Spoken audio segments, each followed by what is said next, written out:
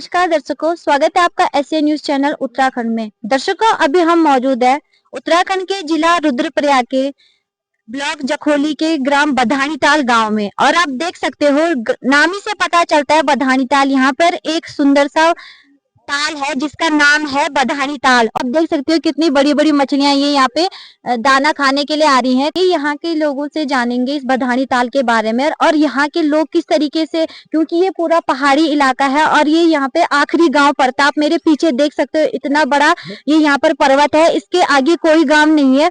और जानते हैं कि यहाँ के लोग किस तरीके से अपने मतलब जो इनकी सुविधाएं हैं जैसे अस्पताल हो गए, किस तरीके से ये यहाँ की व्यवस्थाएं देखते हैं, किस तरीके से अपनी दिनचर्या चलाते हैं। आप अंत तक बने रहेगा एसए न्यूज चैनल उत्तराखंड के साथ। नमस्कार सर, क्या नाम है आपका? मेरा नाम कुलदीप पवार। सर, आपके गांव जो ये रुद्रप्रयाग है, बधानी ताल गांव का नाम है, यहाँ पर इतना सुंदर ये बधानी ताल है, आखिर इस ताल के बारे में बताइए। देखिए, इस ताल के बारे में, ये भगवान नारायण का ताल है और जो ये सरोवर है, यहाँ जो पानी आता है, जो भगवान त्रिजुगी नारायण है सोनप्रयाग से ऊपर, तो वहां से ये पानी आता है। जो भगवान विष्णु कुंड है वहाँ का पानी यहाँ आता है। और इसकी मान्यता यह है कि जब भगवान नारायण के यहाँ यज्ञ होता है, तो जब अभी हमने तो कभी नहीं देखा पर हमारे बुजुर्ग बताते हैं, जब वहाँ यज्ञ होता था तो वहां से जौ और तिल बह के यहाँ आते थे। तब पता लगा हम लोगों को कि भगवान नारायण का सरोवर है। फिर भगवान नारायण ने हम पे दोष किया और अपना प्रकोप दिखाया। फिर हम लोगों को पता लगा, फिर हम यहाँ से कर ले जाते हैं भगवान के लिए, मतलब तेल और घी हर 3 साल बाद वो हमें ले जाना पड़ता है।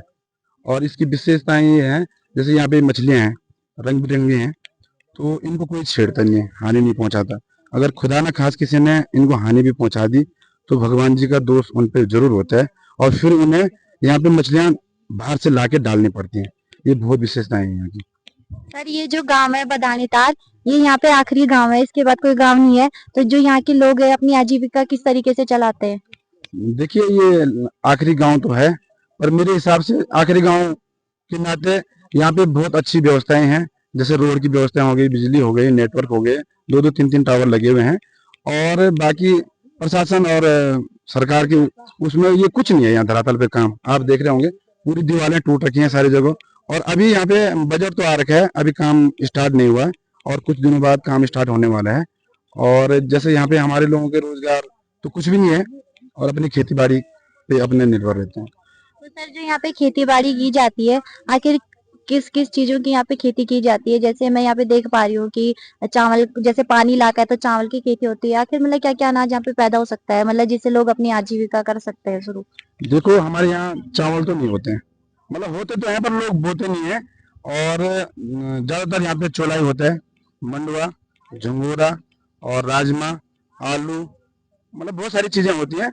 तो लोग अपना रोजगार उसी से चलाते हैं और ज्यादातर लोग अपने होटल लाइन में हैं। सरकारी नौकरी भी बहुत कम है और इसी वजह से यहाँ पे, जैसे कि आप देख पा रहे होंगे, ये चौलाई है, सामने सामने चौलाई है, तो इस पे हम लोगों का ज्यादातर अपने रोजगार का वो है। सर, आप गांव में रहते हो और इतने मतलब अच्छे आपके अपने गांव के प्रति विचार हैं, आप उनके लिए क्या कहना चाहोगे? क्योंकि जो उत्तराखंड है, उत्तराखंड को देवभूमि के नाम से जाना जाता है और बाहर के लोग यहाँ पर घूमने आते हैं, लेकिन जो उत्तराखंड के लोग हैं वो बाहर शहरों में पलायन कर रहे हैं। आप इस बारे में क्या कहना चाहेंगे?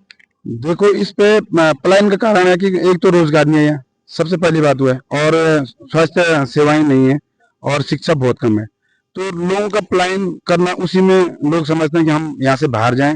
अगर ये सारी व्यवस्थाएं अगर हमारे पहाड़ों में हो जाए तो लोग भी, कोई भी पलायन नहीं करेगा। और सबसे बड़ा मुद्दा यह है कि यहाँ पे रोजगार की बहुत दिक्कत है। धन्यवाद सर। ठीक है, धन्यवाद। दर्शकों, आपने देखा है जो ये बधानी ताल है, इसके इतिहास के बारे में जाना। जो यहाँ पे त्रिजुगी नारायण है, उनका ये सरोवर है। कहा जाता है कि जो यहाँ पे जौ तिल उनको चढ़ाया जाता था तो वो यहाँ पे बह के आते थे। तो यहाँ पे गांव के लोगों पे दोष हो गया था, जिस वजह से उन्होंने यहाँ पे ये बधानी ताल का ये निर्माण करा है। और यहाँ पे लाखों जो करोड़ों मछलियां होती है, उनको कोई मार भी नहीं सकता है, मतलब वो इसी तालाब में रहती है मछलियां। और जो यहाँ के लोग हैं वो अपनी आजीविका, जैसे मंडवा हो गया, झंगोरा हो गया, मतलब इतनी अच्छी उपज यहाँ पर हो जाती है। और जो ये बधानी ताल है, ये इतनी खूबसूरत जगह पहाड़ी इलाके में आता है।